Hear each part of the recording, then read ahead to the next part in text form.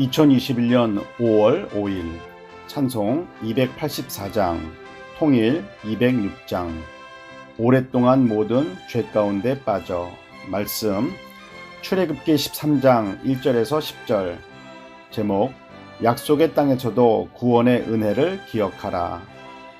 애굽인에게는 10번째 재앙, 모든 처음 난 것의 죽음이었지만 이스라엘 백성들에게는 6월절 어린 양의 피로 구원받은 생명의 날이었습니다.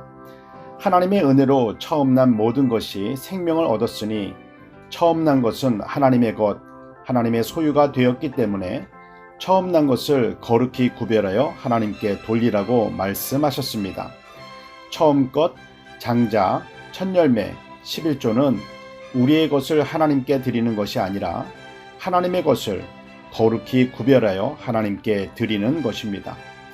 하나님의 소유된 백성이라는 사실을 잊지 않고 기억하게 하시려고 하나님께서는 이날을 기념하여 무교절을 지키라 하셨습니다.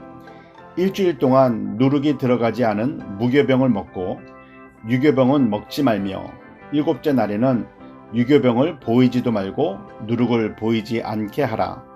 손의 기호와 미간의 표를 삼고 율법이 내 입에 있게 하라 하셨습니다. 이 세상을 살아가는 동안에 잊지 말아야 할 것은 내가 누구인가 라는 정체성입니다. 어떠한 경제적인 어려움이나 육신의 질병이 찾아오고 삶에 문제가 있다 할지라도 하나님의 자녀임을 잊지 말고 하늘에 속한 사람, 하나님의 자녀답게 살아야 합니다. 하나님은 하나님의 자녀됨의 정체성을 잊지 않고 기억하면서 살게 하시려고 매년 6월절과 무교절을 지키라 명령하셨습니다. 하나님의 백성이 된 것은 우리의 노력으로 얻은 것이 아니라 하나님의 사랑의 선물입니다.